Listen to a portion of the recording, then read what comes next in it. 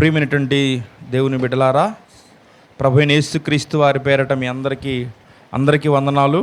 చిన్నలు మొదలుకొని పెద్దల వరకు అందరికీ వందనాలు. అందరూ బాగున్నారా?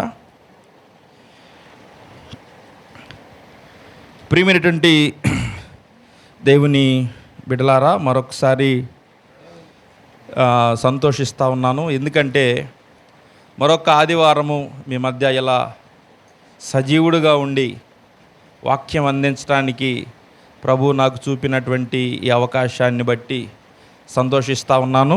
ఎందుకంటే నిజంగా మీరు మనందరం చాలా జాగ్రత్తగా కనుక ఆలోచిస్తే చాలామంది ఈ లోకాన్ని విడిచిపెడుతున్నారు, వెళ్ళిపోతూ ఉన్నారు.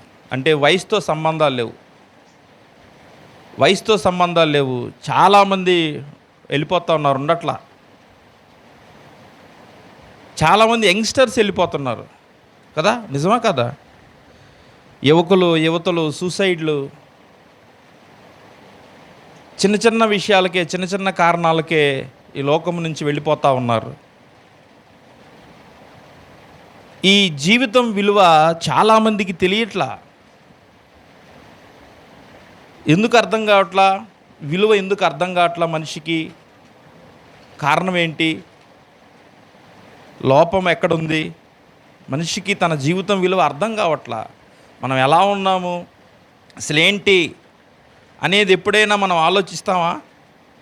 ఎవరైనా ఆలోచిస్తారా? నేను బ్రతుకున్నానంటే ఏంటి అని ఎవరైనా ఆలోచిస్తారా? బాగా ఏం ఆలోచిస్తారు? అన్నం ఉందా లేదా ముందు తినడానికి, వేసుకోవడానికి బట్టలు ఉన్నాయా, ఖర్చులకు డబ్బులు ఉన్నాయా, ఇది ఆలోచిస్తారు. కానీ అసలు నేను బ్రతికి ఎలా ఉన్నాను, ఎలా సాధ్యంగా ఉన్నాను, అసలు నేను బ్రతికి ఉండడానికి కారణమైనటువంటి అంశాలేంటి అని ఏ వ్యక్తి కూడా ఆలోచించడు. నిజమా కాదా? ఎవ్వరూ ఆలోచించరు. నా ప్రియమైన దేవుని బిడ్డలారా, దాన్ని ఆలోచింప చేయటానికే ఈ ఉదయకాలమున మీతో మాట్లాడాలని నేను కోరుతా ఉన్నాను. హెజ్కేలు గ్రంథంను మీరు చదివి ఉంటారని నేను అనుకుంటున్నాను. ఈ వాక్యాన్ని కూడా మీరు విన్నారని అనుకుంటున్నాను. కానీ మరొకసారి మీకు జ్ఞాపకం చేయదలిచాను నేను. ఈ మాటలు నాకు చాలా ఇష్టమైనటువంటి మాటలు. ఎందుకంటే ఇక్కడ మొదటి వచనంలోనే రాయబడి ఉంది, చూడండి. యెహోవా హస్తము నా మీదకు వచ్చెను, నేను ఆత్మవశుడనై ఉండగా. హెజ్కేలు ఎలా ఉన్నాడు ఆ టైంలో? ఆత్మవశుడనై ఉండగా. ప్రకటన గ్రంథం 1వ అధ్యాయం 10వ వచనంలో కూడా ఉంటుంది, యోహాను ఆత్మవశుడనై ఉండగా అని రాయబడి ఉంటుంది. అక్కడ కూడా చూడండి. అయితే ఇక్కడ హెజ్కేలు దేవుని హస్తం అతని మీదకి రాగానే అతను ఏమైపోయాడంటే ఆత్మవశుడైపోయాడు. ఆత్మవశుడైపోయిన తర్వాత యెహోవా నన్ను తోడుకొని పోయి ఎముకలతో నిండి ఉన్న ఒక లోయలో నన్ను దింపేశాడు అని చెప్తున్నాడు హెజ్కేలు. నేను ఆత్మవశుడనై ఉన్నప్పుడు దేవుడు నన్ను ఎక్కడికి తీసుకొని వెళ్ళాడు అంటే, ఎక్కడికి తీసుకెళ్తాడు తెలియదు, పాపం తెలియదు. ఆయన ఎక్కడికి తీసుకెళ్ళాడు అంటే చెప్తున్నటువంటి మాట ఏమిటంటే ఒక లోయలోనికి తీసుకొని వెళ్ళాడు. ఎక్కడికి తీసుకెళ్ళాడు? లోయలోనికి తీసుకొని వెళ్ళాడు. ఆ లోయలో ఏమున్నాయంటే ఎండిపోయినటువంటి ఎముకల దగ్గరికి తీసుకొని వెళ్ళాడు. బాగా ఆలోచించండి, హెజ్కేలు ఏం ఆలోచించాడు ఆ టైంలో? బాగా ఆలోచించండి, ఏం ఆలోచిస్తాడు ఆ టైంలో? తన ఆలోచన ఎలా ఉంటుంది? ఒక్కసారి గమనించండి ప్రియమైన దేవుని బిడ్డలారా. అయితే ఆ లోయలో నన్ను దింపాడు.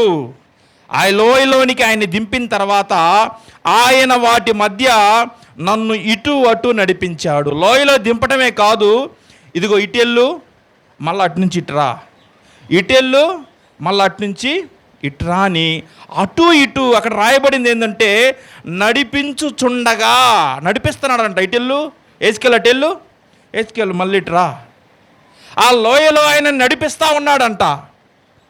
పాపం హెజ్కేలుకి ఏమి అర్థమైద్దా? ఉదాహరణకి బాగా ఆలోచించండి, ఏమైనా అర్థమైద్దా?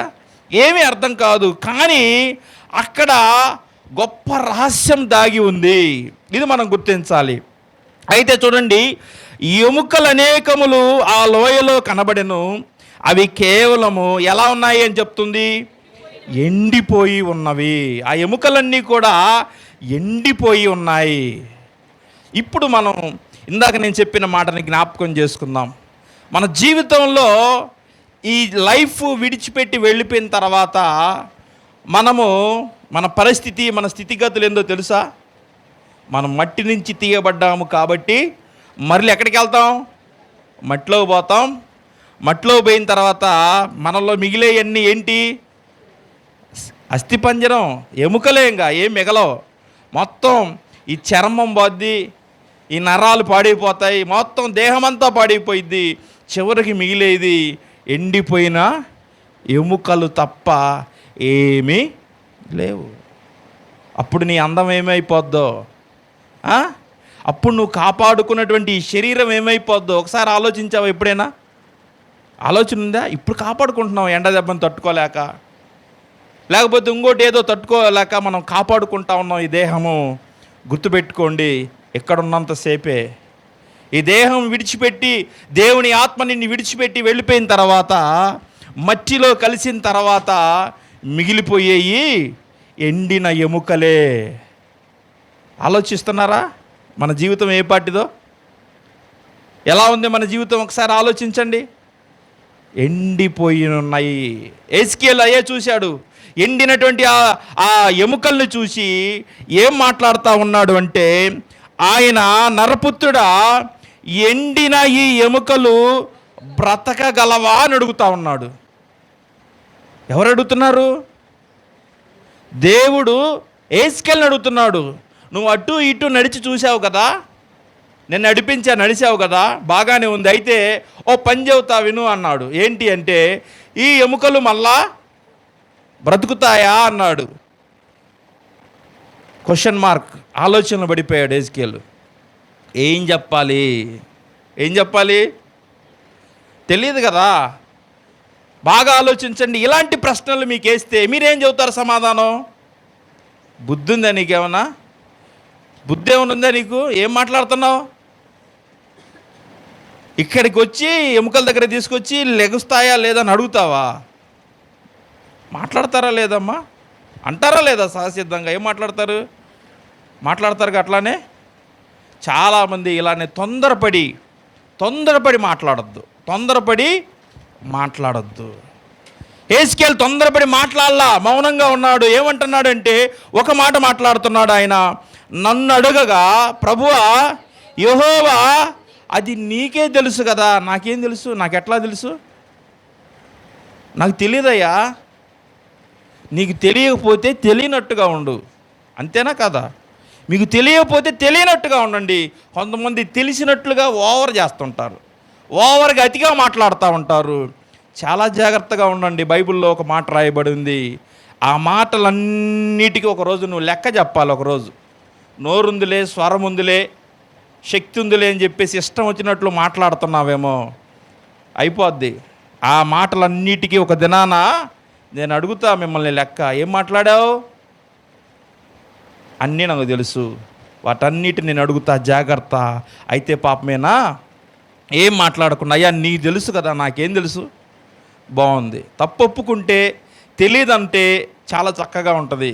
అర్థమైందా? అయితే ఎస్కేలు అదే అన్న తర్వాత ఆయన అంటున్నాడు, అందుకు ఆయన ప్రవచనం ఎత్తి, ఎండిపోయిన ఈ ఎముకలతో ఇట్లనుము.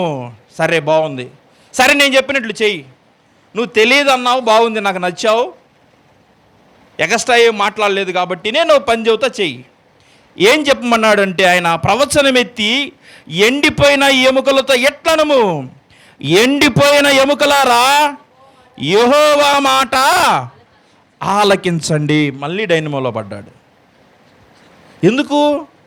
అక్కడ ఎవరు లేరు కదా, వినేవాళ్ళు ఎవరు లేరు. ఆయన ఎవరితో మాట్లాడమంటున్నాడు? ఎండిపోయిన ఎముకలతో మాట్లాడమంటున్నాడు. ఎవరికైనా వినపడిద్దా? ఎండిపోయినటువంటి ఎముకలు తప్ప ఆ లోయలో ఇంకా అసలు ఏమీ లేవు. కానీ దేవుడేమో ఎస్కేలుకి ఆ ఎముకలతో నువ్వు మాట్లాడు అంటున్నాడు. ఏం మాట్లాడలా, మారు మాట్లాడకుండా ఆయన దేవుని చెప్పినట్లుగానే మాట్లాడుతూ ఉన్నాడు. చూడు, ఎముకలతో ఇట్లనము, ఎండిపోయిన ఎముకలారా యెహోవా మాట ఆలకించండి. ఈ ఎముకలకు ప్రభువుకు యెహోవా సెలవిచ్చినదేమనగా, మీరు బ్రతుకున్నట్లు నేను మీలోనికి జీవాత్మను రప్పించుచున్నాను. ఎముకలారా, ఎండిపోయినటువంటి ఎముకలారా, మీలోనికి జీవాత్మను నేను రప్పిస్తా. పాపం మళ్ళీ అదే కదా అక్కడ 11వ వచనములో వారు అనుకుంటున్నారు. చూడండి, వారు తమ ఎముకలు ఎండిపోయినవి, మన ఆశ విఫలమైనవి, మనకు నాశనమైపోతుంది అని అనుకొనుచున్నారు వాళ్ళు. అందుకే దేవుడు ఏం చేస్తున్నాడంటే హెస్కేల ద్వారా మాట్లాడుతూ చెప్తూ అంటున్నాడు, నేను మీలోనికి జీవాత్మను పంపిస్తా. ఆదికాండంలో మనం అందరికీ తెలిసిందే, అర్థమైందా? ఆదికాండంలో దేవుడు ఏం చేశాడండి? తీయండి ఒకసారి.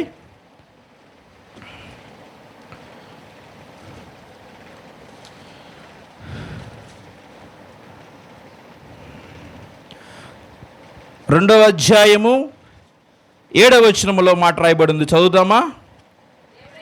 దేవుడైన యెహోవా నేల మట్టితో నరుని నిర్మించి వాని నాసికారంధ్రములో జీవవాయువును ఊదగా నరుడు జీవాత్మ ఆయను. అర్థమైందా? జీవ ఆత్మ ఆయను. మనిషి బ్రతుకుతున్నాడంటే ఇప్పుడు గుర్తుపెట్టుకోవాలి, దేవుని ఆత్మ మనలో ఉంది కాబట్టే మనందరం బ్రతుకుతున్నాం. ఇది నేను చెప్పాల్సినటువంటి విషయం, మనందరం గుర్తు చేసుకోవాల్సిన విషయం. కానీ దేవుని ఆత్మ మనలో ఉన్నాడని ఎంతమంది గుర్తిస్తున్నారు? ఎంతమంది భయముతో ఉంటున్నారు? అంటే భయం అంటే ఏంటి? దేనికి భయపడాలండి అంటున్నారు చాలామంది. ఏమంటే దేనికి భయపడాలి? ఎందుకు భయపడాలి? ఏమంటే మాకు తెలుసు అండి, భక్తి అంటే మాకు తెలుసు, ఎలా ఉండాలో మాకు తెలుసు, ఏం చేయాలో మాకు తెలుసు, అసలు అన్నీ మాకు తెలుసు అండి, నీకెందుకు భయపడాలి? మేము నువ్వు చెప్పినట్టు మేము ఎందుకు వినాలి? నువ్వు చెప్పింది మేము ఎందుకు చేయాలి? ఈ ఆలోచన ధోరణిలో ఉన్నారు. నా ప్రియమైనటువంటి దేవుని బిడ్డలారా, చాలా జాగ్రత్తగా వినండి. ప్రభు ప్రణాళిక వేరు, ప్రభు ఉద్దేశము వేరు, ప్రభు చేయాల్సిన పనులు వేరుగా ఉంటాయి. మనకు అర్థం కావయి, ఇవి ఆలోచించం మనము, వీటి గురించి మనం మనసు కలిగి ఉండము. మన ఆలోచన విధానం అంతా వేరే విధంగా ఉంటుంది. నా ప్రియమైనటువంటి దేవుని బిడ్డలారా, చాలా జాగ్రత్తగా గమనించండి. దేవుని ఆత్మ మనలో ఉంది, అందుకే మనం బ్రతుకుతున్నాం, సజీవులుగా ఉండగలుగుతున్నాం. లేదండి నాకు ఆ డబ్బులు ఉన్నాయి కాబట్టి నేను హాయిగా సుఖంగా ఉండగలుగుతున్నాను అంటారా? అంటున్నారు చాలామంది. డబ్బులు ఉన్నాయండి మాకు, అందుకనే మేము హ్యాపీగా బతుకుతున్నాము. అరే, దేవుని ఆత్మ నీలో ఉందని సంగతి తెలియదా? ఊపిరిపోతే ఏమండి, ఊపిరిపోతే ఉంటుందా? ఏమండి, నువ్వు ఎన్ని డబ్బులు సంపాదించుకున్నా ఏం చేసుకుంటావు? దాచిపెడతారు నిన్ను. తెల్లారికే 2వ రోజుకి తీసుకెళ్ళి వద్దన్న చోట దాచిపెట్టి వస్తారు. అర్థమైందా? అక్కడ ఉంటాం మనం. గుర్తుపెట్టుకోండి, ఈ జీవం ఏ పాటిది? దేవుని ఆత్మ మనలో ఉంది. దేవుడు ప్రణాళిక ఆదికాండం నుంచి కూడా దేవుని ఆత్మ మనలో ఊరాడు కాబట్టే మనం బ్రతుకుతా ఉన్నాం. అందుకే ఆయన చెప్తున్నాడు, ఎండిపోయినటువంటి ఎముకలతో నువ్వు చెప్పు, జీవాత్మను మీలోనికి రప్పిస్తా. నేను తలుచుకుంటే మళ్ళా నేను రప్పిస్తాను అని ఎముకలతో నువ్వు చెప్పు అనగానే చెప్పేశాడు. అప్పుడు చూడండి 6వ వచనములో ఏం రాయబడిందంటే, చర్మము కప్పి మీకు నరములనిచ్చి మీ మీద మాంసము పొదిగి చర్మం మీదకు కప్పెదను, మీలో జీవాత్మనుంచగా మీరు బ్రతుకుదురు. అప్పుడు నేను యెహోవానై ఉన్నానని అప్పుడు మీరు తెలుసుకుంటారు. ఎప్పుడు తెలుసుకుంటారు మీరు? మీలోనికి చర్మం వచ్చినప్పుడు, నరాలు వచ్చినప్పుడు, మాంసం అదంతా పొదిగినప్పుడు, జీవాత్మ మీలోనికి వచ్చినప్పుడు అప్పుడు తెలుసుకుంటారు నన్ను. అప్పుడు దాకా మీరు తెలుసుకుంటారా? అప్పుడు దాకా మీరు నన్ను తెలుసుకోరు. నా ప్రియమైనటువంటి దేవుని బిడలారా, మీరు బ్రతుకున్నట్లు అప్పుడు నేను యెహోవానై ఉన్నానని మీరు తెలుసుకుంటారు అని సెలవిస్తున్నాడు. నా ప్రియమైనటువంటి దేవుని బిడలారా, ఇంకా గమనించినట్లయితే 7వ మాటలో ఒక ప్రాముఖ్యమైన మాట రాయబడి ఉంది. చూడండి 7వ వచనములో, ఆయన నాకిచ్చిన ఆజ్ఞ ప్రకారము నేను ప్రవచించుచుండగా గడగడమను ధ్వని ఒకటి పుట్టెను. అప్పుడు ఎముకలు ఒకదానితో ఒకటి కలుసుకొనెను. అర్థమైందా? యేస్కేలు దేవుడు చెప్పినట్లుగా మాట్లాడేశాడు. మాట్లాడగానే చల్లా చెదిరైపోయినటువంటి ఎముకలన్నీ కూడా ఎక్కడ పడితే అక్కడ చెదిరిపోయినాయి. కాలు ఎటుందో, చెయ్యటుందో తెలియదు, తల ఎటుందో తెలియదు, చల్లా చెదిరైపోయినటువంటి ఆ ఎముకలన్నీ కూడా ఒక్క మాట మాట్లాడగానే టకటక టకటక వచ్చేసి పడేశాయి. ఎలా సాధ్యం ఇది? ఏమండి, ఎలా సాధ్యమైంది ఇలా? దేవుని మాట, ఇది దేవుని మాట. దేవుని మాట, దేవునికి అసాధ్యమైనదంటూ ఏమీ లేదు. మీరు ప్రారంభంలో కనుక చదివినట్లుగైతే ఆయన మాట చేత సృష్టిని సృష్టించాడు. ఆయన మాటలో ఏముంది అంటే శక్తి ఉంది, జీవం ఉంది. గుర్తిస్తున్నారా? ఆయన మాటలో గొప్ప శక్తి ఉంది. ఆయన తలుచుకుంటే అసాధ్యమైనదంటూ ఏమీనూ లేదు. నా ప్రియమైనటువంటి దేవుని బిడ్డలారా, గమనించండి. గడగడ చూడండి, ఎలాంటి సౌండ్ వస్తుందో చూడండి. నేను ప్రవశిస్తూ ఉండగానే గడగడగడమని ధ్వని ఒకటి పుట్టిందంట. ఒక పెద్ద ధ్వని పుట్టి అప్పుడు ఎముకలు ఒకదానితో ఒకటి అవే కలుసుకున్నాయంట. ఏమండి, ఇరిగిపోయినటువంటి ఎముకల్ని నువ్వు కలుపుతావా? ఇప్పుడు వీళ్ళు కట్లు కట్టేవాళ్ళు వాళ్ళు కలుపుతారు, లేకపోతే డాక్టర్స్ ఆర్థోపెటిక్ సర్జరీ చేసి కలిపేస్తాడు. మిగతా ఎవరిదైనా సాధ్యమైద్దా? మిగతా వాళ్ళకి ఎవరికి సాధ్యం కాదు. ఇక్కడ హెజ్కేలు ప్రవచించగానే అవన్నీ వచ్చేసి చకచక అన్నీ కూడా ఒక చోటకు వచ్చి పడేసాయండి. కేవలం దేవుని మాట, ప్రవచనం ఇది. నా ప్రియమైన దేవుని బిడ్డలారా, హెజ్కేలు నిలబడి అంతే చూస్తూ ఉన్నాడు. దేవుడు చెప్పింది చేస్తున్నాడు, అంతే. మాట్లాడింది చెప్పింది చేస్తున్నాడు. నువ్వు చెప్పింది చెయ్యి. చెప్పింది చేస్తే దేవుడు నీ జీవితంలో కూడా నీ ఊహించనివి చేయగలిగిన గొప్ప దేవుడు ఆయన. హెజ్కేలుకి తెలియదు, ఏం జరుగుతుందో తెలియదు, ఏం జరగబోతుందో తెలియదు. కానీ కేవలం ఆయన మాత్రము దేవుడు చెప్పిన మాట ప్రకారంగా మాట్లాడుతున్నాడు, అంతే. కళ్ళ ద్వారా అద్భుతాన్ని చూస్తూ ఉన్నాడు. చేస్తారా ఇలాంటి కార్యాలు? దేవుడు చెప్పిన మాట కనుక మీరు వింటే కళ్ళారా మీరు ఏం చూస్తారు? అద్భుతం చూడాలని ఆశ ఉందా? చాలామందికి ఆశ ఉంటుంది, కానీ చెప్పింది చేయమంటే చేయరు. నువ్వు చెప్పింది చేయకుండా నీ కళ్ళ ద్వారా అద్భుతాన్ని నువ్వు ఎలా చూస్తావు? సాధ్యమేనా? సాధ్యము కాదు. నా ప్రియమైన దేవుని బిడ్డలారా, సాధ్యం కావాలంటే నువ్వు చెప్పింది విని దాని ప్రకారం నువ్వు చేయాల్సిందే. నువ్వైనా, నేనైనా, ఎవరైనా కానీ దాని ప్రకారంగా, దేవుని మాట ప్రకారంగా మనందరం నడుచుకోవాల్సిందే. అయితే ఇక్కడ మనం గమనించినట్లుగైతే అప్పుడు ఆయన, నరపుత్రుడా, జీవాత్మ వచ్చినట్లు ప్రవచించి ఇట్లనము, ప్రభువుకు యెహోవా సెలవిచ్చినదేమనగా, జీవాత్మ నలుదిక్కుల నుండి వచ్చి హతులైన వీరు బ్రతుకున్నట్లు వారి మీద ఊపిరి విడువుము. ఏమంటున్నాడు ఆయన? అన్నీ వచ్చేసాయి, నిలబడ్డాయి కదా, నువ్వు జీవాత్మ ఊపిరి విడువు అని చెప్తా ఉన్నాడు. ఏమండి, జీవాత్మను పంపించేది దేవుడే. కానీ ఇక్కడ చూడు, హెజ్కేలుకి ఆ పవర్ ఇచ్చేసాడు. నువ్వు ఊదేసేయి, నువ్వు ఊపిరి ఊదేసేయి. వీళ్ళందరికీ ఏమైపోద్ది? వీళ్ళందరూ ఏమైపోతారు? జీవాత్మ వస్తే ఏమైపోతారండి? అందరూ బ్రతుకుతారు కదా.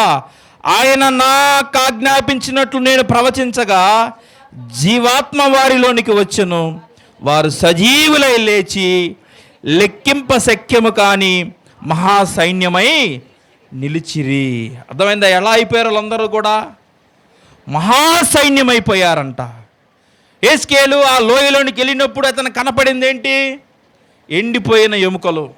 దేవుడు ఇటు తిరుగు అటు తిరుగు అంటున్నాడు, ఇటు నడువు అటు నడువు అంటున్నాడు. నడిచాడు, అంతా అయిపోయింది. చివరికి ఆయనకు చూసినటువంటి ఆ ఎండిన ఎముకలన్నీ కూడా మహాసైన్యముగా తయారైపోయాయి. ఎవరి వల్ల? దేవుని వల్ల మాత్రమే, దేవుని మాట వల్ల మాత్రమే.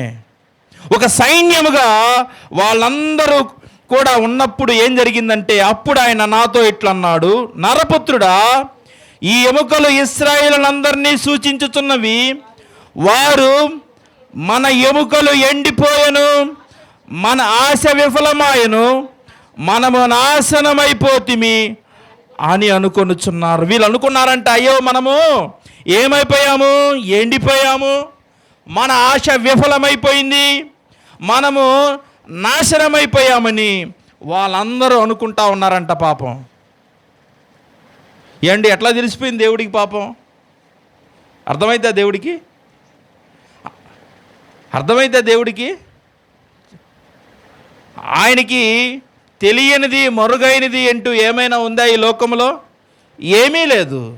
వాళ్ళందరూ ఇశ్రాయేలు ప్రజలందరూ అలా అనుకుంటున్నారు, వాళ్ళు అలా ఆలోచిస్తూ ఉన్నారు.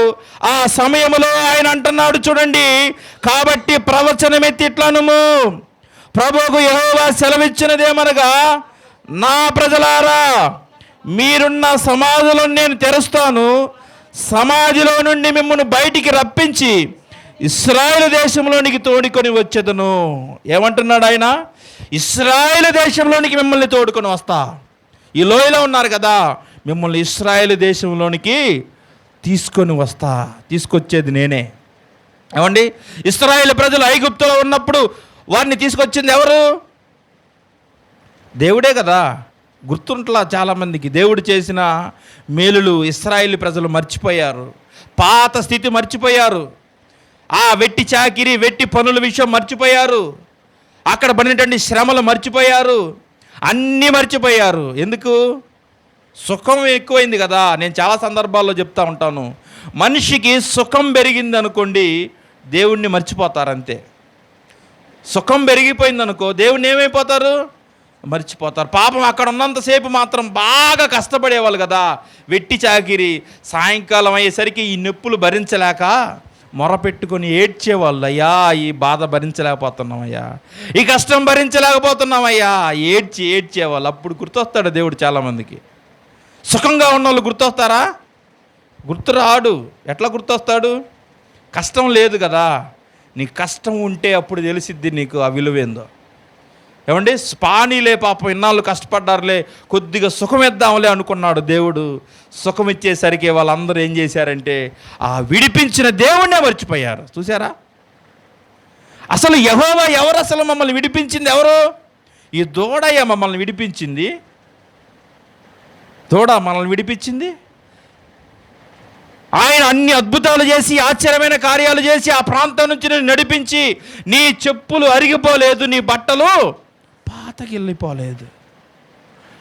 ఎర్ర సముద్రాన్ని 2 పాయలుగా చేసి నడిపించాడు. ఎన్ని అద్భుతాలు చేశాడు ఇశ్రాయేలు ప్రజల్లో. అయినా కానీ దేవుణ్ణి మర్చిపోవటమే కారణం. సుఖం అది నాశనం చేస్తుంది ఈరోజు అందరినీ. ఎంత దరిద్రానికి దారి అయిపోయిందో తెలుసా? నా ప్రియమైనటువంటి దేవుని బిడ్డలారా, జాగ్రత్తగా గమనించాలి. ఇశ్రాయేలు ప్రజల జీవితంను మనం ఒకసారి ఆలోచించాలి. వారు దేవుని దృష్టిలో యథార్థంగా ఉన్నంతసేపు దేవుడు వాళ్ళని ఆశీర్వదిస్తూ ఉన్నాడు. ఎప్పుడైతే పాపంలో ఉంటున్నాడో ఆ టైంలో దేవుడు వాళ్ళని బానిసగా శ్రమలకు అప్పచెబుతూ ఉన్నాడు. ఇదే మన జీవితం రొటీన్గా జరుగుతుంది. అవునంటారా కాదంటారా? మనం దేవుని యందు భయభక్తులు కలిగి ఉన్నంతసేపు బాగానే ఉంటాము. సుఖపడి కొద్దిగా దేవుణ్ణి మర్చిపోయామంటే ఏమైపోద్ది? మళ్ళీ శ్రమలకు అప్పచెబుతాడు ఆయన. శ్రమల్లోకి వెళ్ళిపోతాం. ఇవి కావాలా అవి కావాలా ఒకసారి తెలుసుకోండి. సుఖం ఉన్నంతసేపు ఏమో దేవుని మర్చిపోతాం.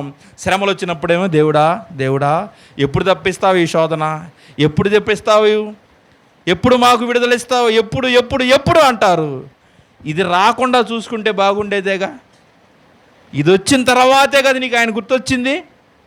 గుర్తుపెట్టుకోండి నా ప్రియమైనటువంటి దేవుని బిడ్డలారా, వీళ్ళందరూ అనుకుంటున్నారు, అయ్యో మన ఆశ విఫలమైపోయిందే, మనం నాశనం అయిపోయామే. ఇక్కడే ఆశలు ఉంటాయిగా చాలామందికి. ఏమండి, ఆశలు లేని వాళ్ళు ఎవరున్నారా? ఏం ఆశలు ఉన్నాయి నీకు? మా అమ్మాయిని అడిగితే అన్నది, నేను డాక్టర్ కావాలన్నది. ఏం కావాలంటామా? డాక్టర్ అంట. ఆయనేమో పోలీస్ అవ్వాలంట. పెద్ద పోలీస్ అయిపోతా నేను. ఏం ఆశ ఉందంటే వాళ్ళకి చిన్నప్పటి నుంచి డాక్టర్ అవ్వాలనే ఆశ ఉంది. మరి నీకేం ఆశ ఉంది నాకు తెలియదు. నా ప్రియమైన దేవుని బిడ్డలారా, మందిరంలోని దేవుని సన్నిధికి వస్తూ వెళ్తూ ఉన్నావు, ఎలాంటి ఆశలు ఉన్నాయి నీ జీవితంలో? ఉండొచ్చు, మనకి లోకంలో రకరకాల ఆశలు ఉండొచ్చు, కానీ అంతిమముగా దేవుని దృష్టిలో నువ్వు ఏ ఆశలు కలిగి ఉన్నావు అన్నది ముఖ్యం. ఏ ఆశలు ఉన్నాయి? ఆయన పరిచర్య చేయాలని ఆశ ఉందా? దేవుని సన్నిధిలో పాలుభాగస్తులుగా ఉండాలని ఆశలు ఉన్నాయా? సహకారులుగా ఉండాలని ఆశ ఉందా? ఈ ఆశలు ఉండవు. ఈ ఆశలు అయితే మనకు ఉండవు. ఎందుకంటే ఇవి ఆత్మ సంబంధమైనవి. మనకు ఆత్మ సంబంధమైన ఆశలు ఉండవు, శరీర సంబంధమైన ఆశలు మాత్రమే ఉంటాయి. ప్రియమైనటువంటి దేవుని బిడ్డలారా, ఒక్కసారి ఆలోచించండి, నీ ఆశ ఎలా ఉంది? ఈ లోక సంబంధమైన విషయాల్లోనే నీ ఆశ ఉందా? ఆత్మ సంబంధమైన విషయాల వైపు నీ ఆశ ఉందా? ఒక్కసారి ఆత్మ పరిశీలన చేసుకో. దేవుని తెలుసు, నీ ఆశలు తెలుసు, నీ ఆలోచనలు తెలుసు, నీ పనులు తెలుసు, అన్నీ తెలుసు. అయినా కానీ చూస్తున్నాడు ఇట్లా. వీళ్ళు అనుకుంటున్నారు, అయ్యో మన ఆశ భంగం అయిపోయింది, మన నాశనం అయిపోయాం అనుకున్నప్పుడు ఆయన అంటున్నాడు, ఎలుగెత్తి ఎట్లనము, సమాధిలో నుండి నేను మిమ్మల్ని పైకి లేపుతాను, మిమ్మల్ని తీసుకొస్తాను, నేను మీ దేశంలోనికి మిమ్మల్ని నడిపించాను దేవుని నేనే. అప్పుడు చివరిగా 2 మాటలు మాట్లాడుతూ అంటున్నాడు, నా ప్రజలారా 13లో, నేను సమాధులను తెరిచి సమాధిలోనున్న మిమ్మల్ని బయటికి రప్పించగా నేను యెహోవానయ్యున్నానని మీరందరూ తెలుసుకుంటారు. ఎండిపోయిన ఎముకలారా, నేను యెహోవానయ్యున్నానని మీరందరూ అప్పుడు తెలుసుకుంటారు. మీకు చర్మం ఇచ్చినప్పుడు, నరాలు ఇచ్చినప్పుడు, జీవాత్మనిచ్చినప్పుడు, అప్పుడు నేనేంటో మీకు అప్పుడు తెలిసిద్ది. ఇప్పుడు తెలియదు చాలామందికి, దేవుని విలువ తెలియట్లా. దేవుని విలువ అసలు చాలామందికి అర్థం కావట్లా ఇప్పుడున్న టెండర్ను బట్టి. కారణం ఏమిటండి? దైవ భయము అసలు సంఘాల్లో ఉండట్లా, ఎక్కడా లేదు. పెద్ద పెద్ద సంఘాల్లో కూడా హోసన్నా మినిస్ట్రీస్ గుడారాల పండుగలో కూడా అబ్రహాం అన్న మాట్లాడుతూ ఉన్నాడు. ఈరోజు సంఘంలో భయం లేదు, విచ్చలవిడిగా ఉంటున్నారు. దేవుడు అంటే అసలు భయం లేదు, ఆచారాల విషయంలో భయం లేదు. అసలు దేవుని సేవకులన్నా, అసలు ఎవరన్నా కూడా భయం ఉండట్లేదు. విశ్వాసులు ఈరోజు అలా తయారైపోయారు. ఎంత బాధపడుతున్నారో తెలుసా? సేవకులు తెలుసుకుంటారు, ఒక సమయం వచ్చినప్పుడు తెలుసుకుంటారు. ఒక సందర్భం వస్తుంది, ఆ రోజు నెత్తి మీద చేతులు పెట్టుకున్నా ఏమీ రాదు మనకి. నా ప్రియమైన దేవుని బిడ్డలారా, జాగ్రత్తగా గమనించండి. ఆయన అదే అంటున్నాడు, నేను యెహోవానే ఉన్నానని మీరు తెలుసుకుంటారు. ఒక సమయానికి మీరు బ్రతుకున్నట్లు నా ఆత్మ మీలో ఉంచి మీ దేశములో మిమ్మల్ని నడిపిస్తా మిమ్మల్ని మీ దేశంలోనికి. కేవలం మాటలు చెప్పేవాడిని కాదు, నేను నడిపించే దేవుణ్ణి నేను. ఎలాంటి దేవుడు మన దేవుడు? పాఠం తెలుసా?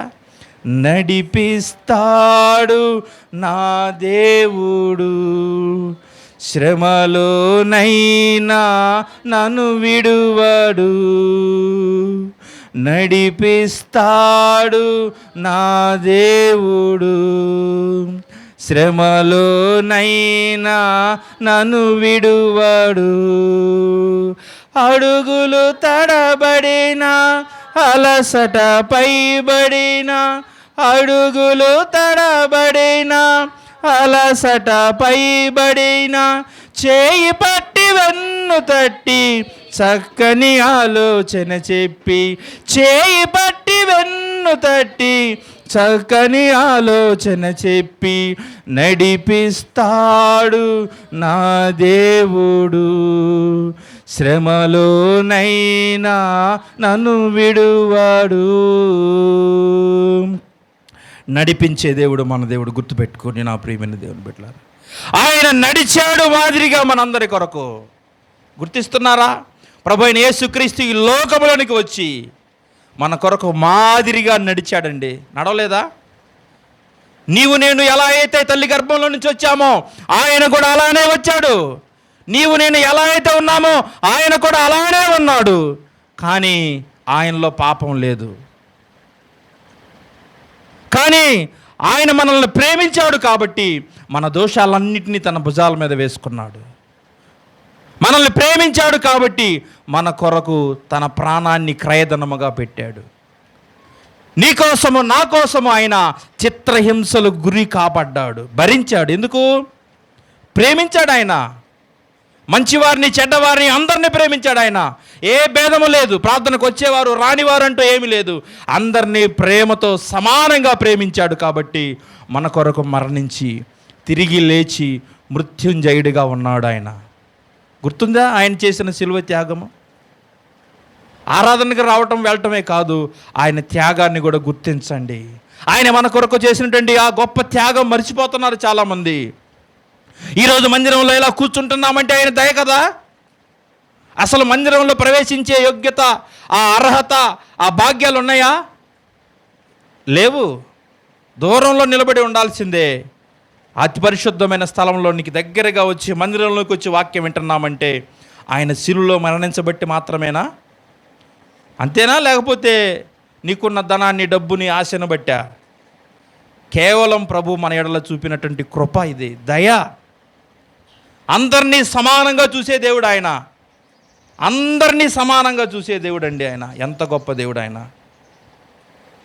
అలాంటి గొప్ప దేవుడిని చాలామంది మర్చిపోతున్నాం మనం. ఆయన చేసిన మేలులు మర్చిపోతున్నాం. మన స్థితిగతులను మర్చిపోతూ ఉన్నాము. మర్చిపోవద్దు, జాగ్రత్త. మన స్థితి, మన జీవనం ఏ పాటిదో తెలుసా?